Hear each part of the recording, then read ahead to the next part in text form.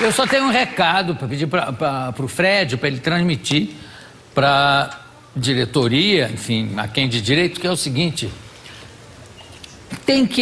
sempre que tem um nome dos jogadores na camisa, a plateia torce mais e tem novos torcedores, porque tem gente que tá, papai, qual é aquele ali? E o pai também não sabe. Eu não sei por que tem vezes que jogo internacional é obrigatório ter um nome na camisa, né? Agora no brasileiro tá tendo também. Pois é, eu pensei que era em função de eu reclamar tanto disso, mas não, provavelmente não é. Mas agora é obrigatório ter o nome Não, obrigatório não, mas lá no Fluminense sim, é porque é numeração fixa. Ano passado não foi numeração fixa, às vezes eu jogava com a 9, aí um jogo que eu não jogava o outro jogador. Então é por economia, para aproveitar a mesma camisa. Também. Não, porque ontem vocês não estavam com o nome na camisa. Ontem sim. Tava? Estávamos. Então apaga.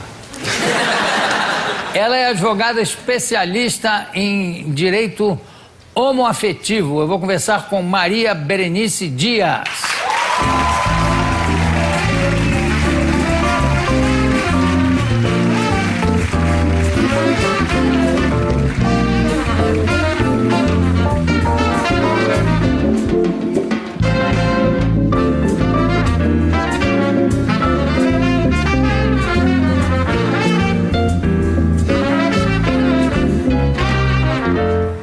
Ô Fred, só para completar, esse pedido, essa reclamação, inclusive, é da Flavinha, que não consegue identificar os jogadores, mas é fluminense roxa.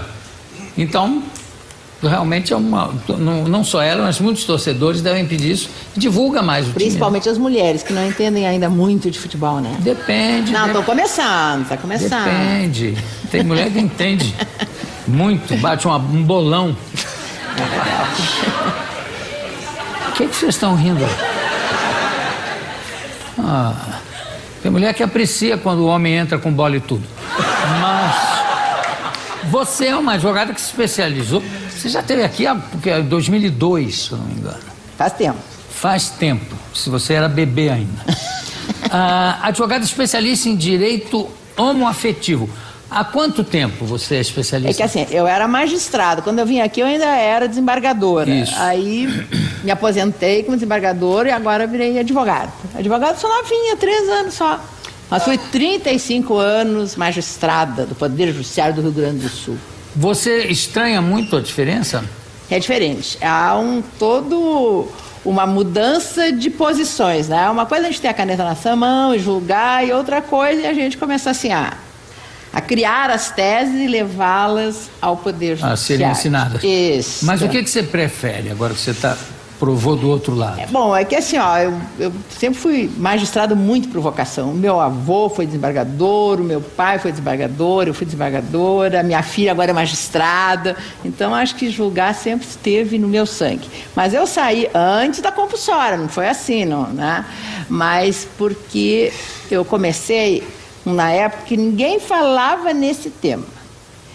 Relações de pessoas do mesmo sexo, nossa, um negócio horrível, todo mundo falava, mas é uma causa que não dá para defender, porque a gente pode defender tudo que é causa, né? Tu defende lá a favor da causa do negro, do portador de deficiente, do judeu, tudo bem, porque aí assim, tá estampado que tu não pertence àquele segmento. Agora, quando tu resolve, sabe, ter um olhar diferenciado, procurar o reconhecimento de direitos de um segmento que não fica tão visível, né? Se tu é ou não é, todo mundo começa a te rotular. Então, olha, é difícil. Eu não estou entendendo, quer dizer que precisa ser identificável a olho nu? Mas é que todo mundo acha que sim. Ou seja, que as pessoas são tão limitadas que só conseguem defender a causa própria.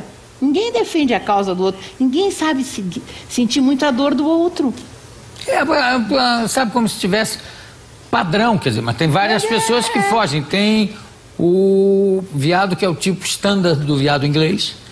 Tem a maluca. Tem o sóbrio. Tem o enrustido. Enfim, tem vários tipos de gay. Todos com direito. Mas todos eles alvo do preconceito e da discriminação. Pois é. Então por que não pode ter Pois é que assim, ó, eu acho assim, dos segmentos dos desculpa, excluídos... eu estou te interrompendo, mas eu preciso saber. Se é uma coisa reconhecida e que é uma coisa que não é...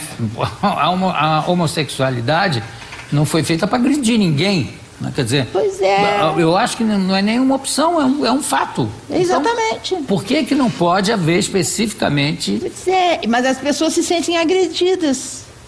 Olha todo esse movimento que está havendo agora e tal, muito em função dessa decisão que teve agora do Supremo Tribunal Federal, que eu fui lá, fiz a primeira sustentação oral da minha vida perante o Supremo Tribunal Federal, onde houve o reconhecimento, sim, das uniões. Esse termo fui eu que criei, direito homoafetivo foi uma criação minha, para mostrar que, bom, a relação não é só de natureza sexual, é muito mais de natureza afetiva. E agora, bom, o conceito de família mudou. Na família não é mais aquele modelinho, assim, homem, mulher, casamento, sexo, procriação, não. Hoje nós vivemos um modelo plural de família. E dentro dessa... Quer dizer, sempre vivemos e agora foi aceito, sempre. É isso? Sempre. Não é? Claro, Por evidente. mais que a lei dissesse que o casamento era indissolúvel, isso é mentira, nunca foi. Não lembra que tinha um desquite antes? Era uma forma de separação. Também não acabava o casamento, mas as pessoas... É uma coisa hipócrita. Hipócrita, sempre foi. E o não reconhecer o direito dos homossexuais também é uma hipocrisia, sabe? Porque é um segmento que existe e sempre muito discriminado, alvo de muito preconceito. Mas os outros segmentos de excluídos, eles têm sempre o apoio da família, não é? O negro é chamado de negro em casa, chega em casa, sabe? Tem o apoio da família, que ele se orgulha de ser um afrodescendente.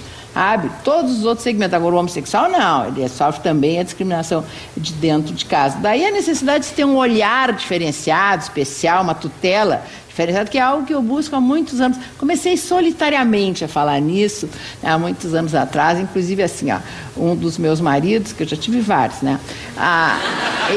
Quantos já teve? 5, por enquanto. Cresceu muito no meu conceito. 5, enfrentar 5 homens. E aí? Um de cada vez. Os homens gostam de ter, né? Mas aí ele chegou a dizer isso assim, equivale a 5 pensões? Não. Não, Deus o livre.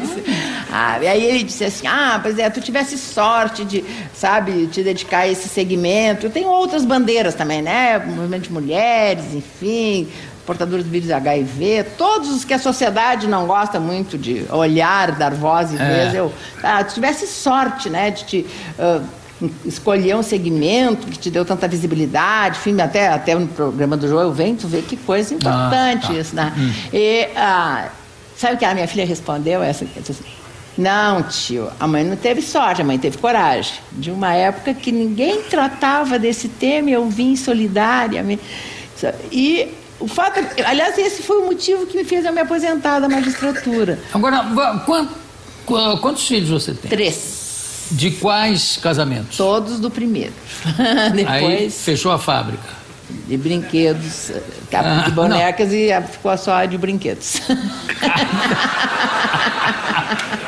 Muito bem. O que aconteceu com os seus maridos no shopping? Pois é, olha, esse marido que achava que era uma sorte minha, ela chegou de sorte, não, a mãe teve coragem. Ele nunca entendeu muito por que eu, me dedicava a esta causa, sabe? Tu vai ser discriminado, tu vai ser rotulada de homossexual, e se tu pretendes um dia se concorrer a vaga no Supremo Tribunal Federal, desiste, ou no Superior Tribunal de Justiça, desiste, porque com essa causa tu não vai conseguir. Não, eu abro mão disso e tal, não me incomodo. Mas ele nunca entendeu, sabe, por que eu tinha esse cuidado especial e essa busca de reconhecimento de direito. Até que um dia, no Rio de Janeiro, no shopping, eu estava com ele e estava com um amigo muito querido do Rio de Janeiro, né, que é homossexual, enfim, e mulher, quando enxerga uma loja, é um negócio complicado. Aí eu vi uma loja linda, né, que não tem na Porto Alegre. Aí eu disse, eu vou ficar aqui olhando umas roupinhas e tal, vocês façam qualquer coisa. Eles foram no Palácio de Alimentação para tomar um refrigerante. Olha, Rio de Janeiro, no centro, de tarde, acabou rapidamente eles voltaram. No momento que voltaram, olha, o que houve? Eles disseram que nós quase apanhamos. Estavam os dois sentados, tomando um refrigerante, ele chamando ele de professor e tal. Aí ele se deu conta de que efetivamente é um segmento alvo de muita discriminação. Não, já diante da família.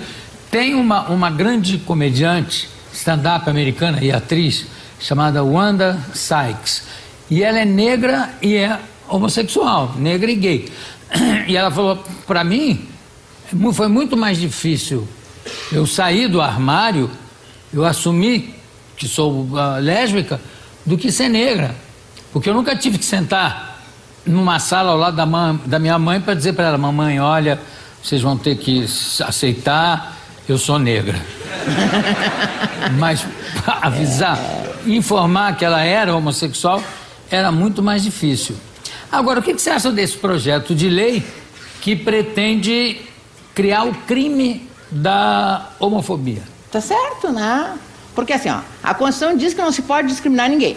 Tem uma lei que diz que é crime discriminar os outros, em razão de cor, em razão de etnia, em relação de religião. Não tem nenhuma lei que diga que é crime discriminar homossexuais. Por quê, hein? Mas peraí, mas o que eu não entendo na lei é o seguinte, eu sou absolutamente contra qualquer forma de violência contra o homossexual, ou negro, ou enfim, qualquer pessoa que seja discriminada. Mas você não pode, numa lei, obrigar a pessoa a não pensar.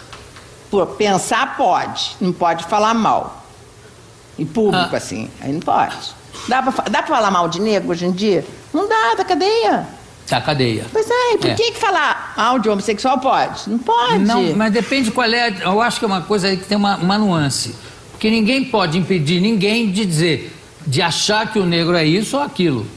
Se ele falar isso em público, tascam-lhe uma lei, a lei Afonso Arinos ensina. Pois é. Agora, o que se quer é fazer a mesma coisa em relação ao gay. Exatamente. Não há o perigo de repente, querer um prédio. Aí tem um homossexual. E o prédio inteiro acha que ele é insuportável. Nem mesmo pelo fato de ser homossexual. Essa lei não pode ser usada para perseguir um condomínio. Se ficar comprovado que a discriminação que ele está sofrendo é em razão da sua orientação sexual, com certeza o condomínio vai ser processado. Mas e se não for? Tá bem, mas vamos provar. É uma questão de prova. Eu acho o seguinte, eu sou contra qualquer forma de preconceito, inclusive o preconceito contra a liberdade de pensar. O cara pode pensar o que ele quiser. Não, e a pessoa tem que ter o direito, não é só de pensar, as pessoas têm que ter o direito de amar. E é isso que o não reconhecimento... Eu odeio o Derico. Se tiver uma lei... Porque é tão óbvio que se o homossexual for agredido, aliás, como qualquer pessoa, abre-se um processo contra Tá bem, mas agressor. aí assim, é só por lesão corporal. E aquela agressão que não causa dano material, não causa dano no corpo. Injúria, difamação, pela condição de homossexual. Mas pela condição de homossexual não existe. Não Esse especificado, é mas contra a infâmia, injúria e difamação, no geral, mas não, existe. sim, mas não pela condição de ser homossexual. Então, quer dizer que é o seguinte, eu fui injuriado porque ele me chamou de homossexual. Não é injúria. Não, não é injúria. Não é crime. No Brasil não é crime. Chamar alguém de homossexual de uma maneira agressiva não é crime. Entendi. Isso é que precisa. Depois assim, o que vem avançando? Vem avançando pela justiça. Tá? Ou seja, a jurisprudência, aquelas decisões repetitivas do tribunal começaram a reconhecer direitos. E foi o que eu levei assim no colo no Supremo Tribunal Federal, a ponto que o Supremo acabou de dizer: ninguém mais pode dizer que os homossexuais não são uma família, não são uma entidade familiar, não têm os mesmos direitos. Isso eu acho perfeito. Mas assim, o que a justiça não pode dizer é que é crime, porque crime depende de lei. Então, aqui a jurisprudência não pode avançar. Precisa ter uma lei. Mas há essa reação horrível a esse projeto de lei, que, olha, porque tudo isso acontece por quê? Olha, dessa omissão, no meu entender, preconceituosa, criminosa do legislador, ele não tem jeito de aprovar nenhuma lei. Tem aquele projeto da Marta Suplicy, lá de 1995, nem aquilo passa. Nada passa pelo nosso legislador. Acho que é medo de ser rotulado de homossexual, acho que é medo de não ser reeleito, sabe?